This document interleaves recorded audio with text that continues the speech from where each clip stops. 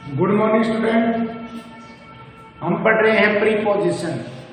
Preposition में कल हमने पढ़ लिया था इनका प्रयोग और ऑन का प्रयोग।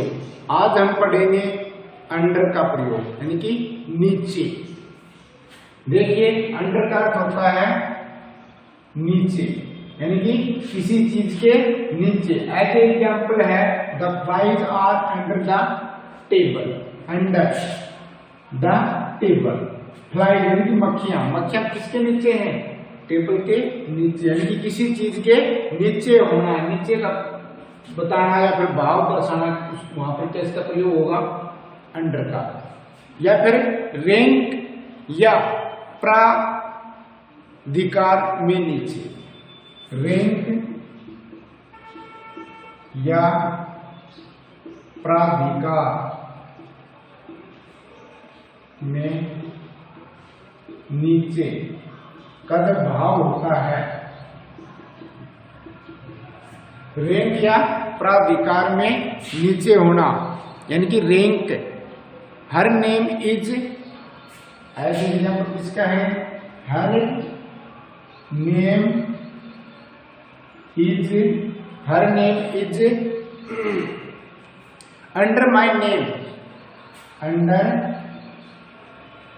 माई name, under my name in the merit list, in the merit list, in the merit list. यानी कि her name is under my name NAM name in the merit list. Her name यानी कि उसका नाम, is मानी है, under मानी नीचे, माई नेम मेरे नाम के नीचे, यानी कि ये क्या हो गया? एक इन द मेरिट लिस्ट, यानी कि जो मेरिट लिस्ट है उसमें उसका नाम मेरे नाम से नीचे है। तो ये क्या हो गया? रैंक या प्राधिकार, यानी कि प्राधिकार में वो क्या हो गया? नीचे हो गया। एक विशेष उम्र के नीचे, एक विशेष उम्र के नीचे या फिर आयु के नीचे का अगर भाव हो तब किसका यूज होगा? अंडर का होगा। Entry is not for, entry is not for, entry is not for those under 18। क्या हो गया? 18।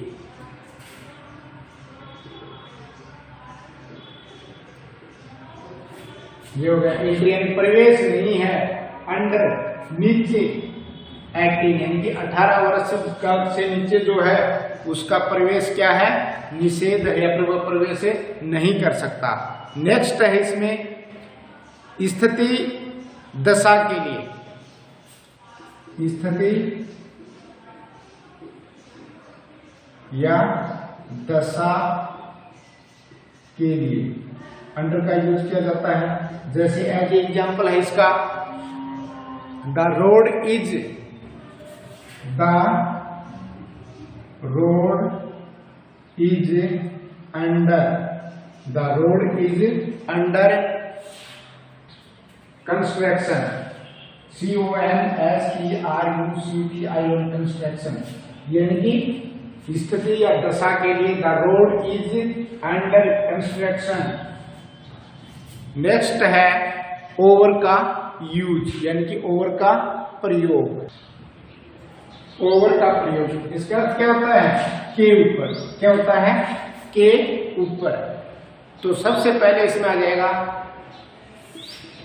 स्थिति। एज ए एग्जाम्पल इसमें होगा the fan is over, the fan is over bed.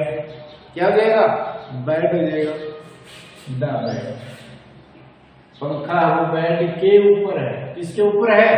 Bed के ऊपर। ओवर यानी के ऊपर, यानी कि इसका अर्थ क्या आ रहा है? अंडर का अर्थ क्या होता है? के ऊपर। द फैन यानी कि पंखा इज है ओवर के ऊपर द बेड, बेड के ऊपर। नेक्स्ट है इसमें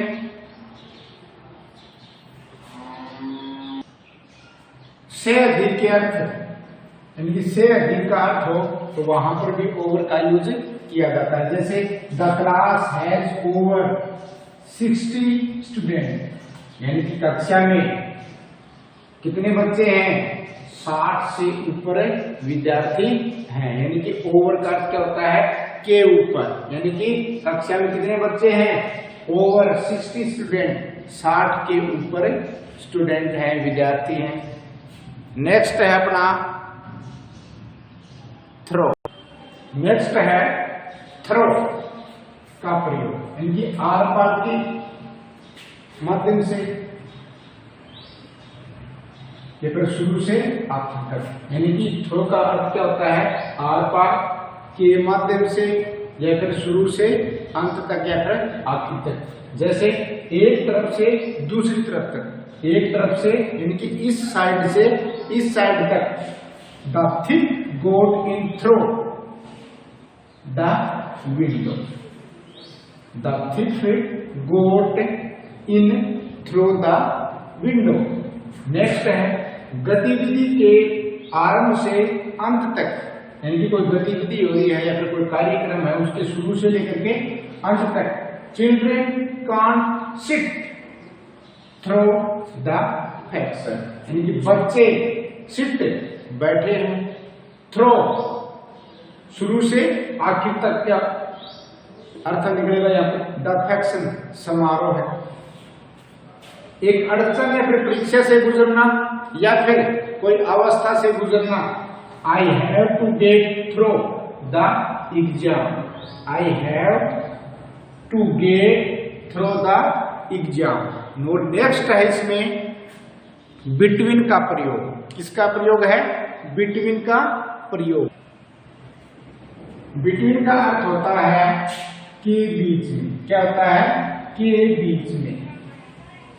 इसका प्रयोग टू पर्सन या थिंग के लिए होता है, यानी कि दो व्यक्तियों के लिए या फिर दो वस्तुओं के लिए इसका प्रयोग होता है। जैसे एज एग्जाम्पल है इसका नरेश इज सिटिंग, नरेश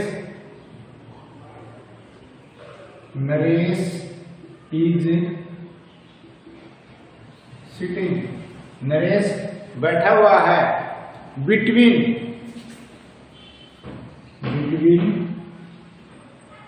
नीरज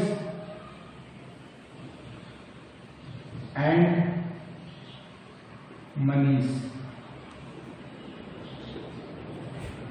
क्या होगा? Naresh is sitting between Neeraj and Manish. ठीक है, यानी कि बिटवीन का क्या होगा? के बीच में। नरेश इज सिटिंग, नरेश बैठा हुआ है किसके बीच में? नीरज एंड मनीष के बीच में बैठा हुआ है। नेक्स्ट एग्जांपल है इसका divide these mangoes, divide these mangoes, divide these mangoes between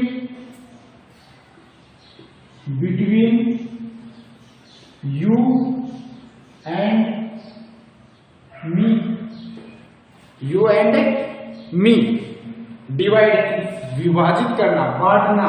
these mangoes आमों को, बिटवीन के बीच, यू और मी के बीच में। किसके बीच में डिवाइड किया है?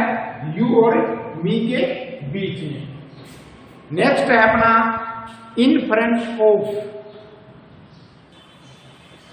इन फ्रंट ऑफ का प्रयोग और इसका होता है के सामने, यानी कि किसी वस्तु के सामने।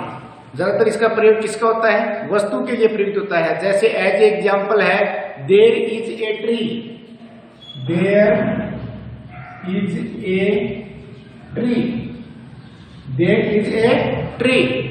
इन front of my, in front of my school,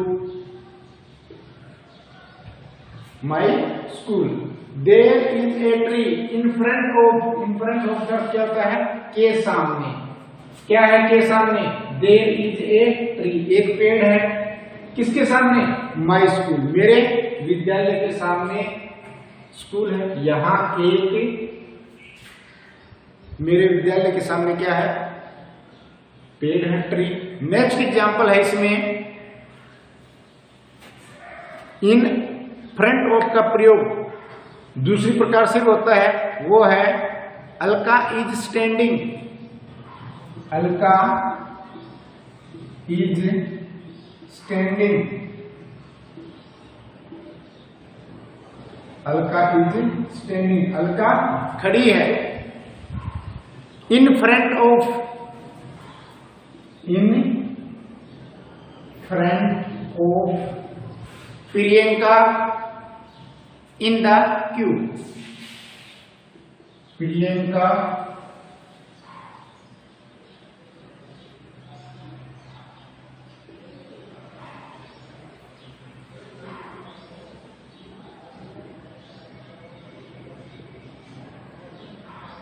in the queue, in the queue,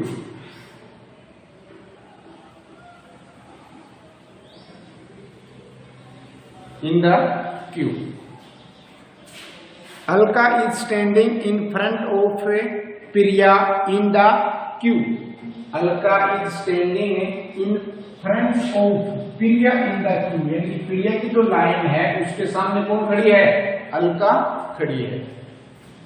इसके बाद में है राउंड का प्रयोग। राउंड का प्रयोग चारों ओर। अर्थ क्या होता है इसका राउंड का? चारों ओर। The earth moves round the sun, पृथ्वी घूमती है किसके ओर?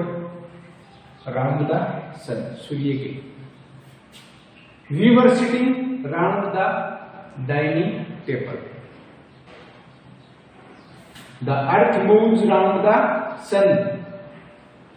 We were sitting round the dining table. We were, हम sitting बैठे हुए हैं round the dining table. Dining table के चारों ओर बैठे हुए हैं। राउंड का प्रयोग बाहर से चारों ओर, यहां वहां, बहुत स्थानों में, या फिर के विभिन्न भागों के अर्थ में भी होता है। एज एग्जाम्पल है इसका, they were sitting, they were sitting round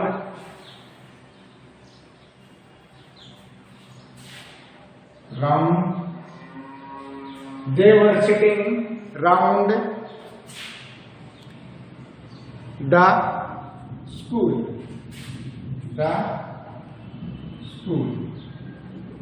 यानी कि they were sitting round the school, यानी कि इसका क्या हो गया? they were, वे sitting बैठे हुए हैं round the school, स्कूल के चारों ओर, बाहर से, बाहर के चारों ओर, या फिर यहाँ वहाँ बहुत स्थानों में के विभिन्न भागों के अर्थ में भी राउंड का प्रयोग किया जाता है। जैसे इसका एग्जांपल था, they were sitting round the school, way school के चारों ओर बैठे हुए हैं,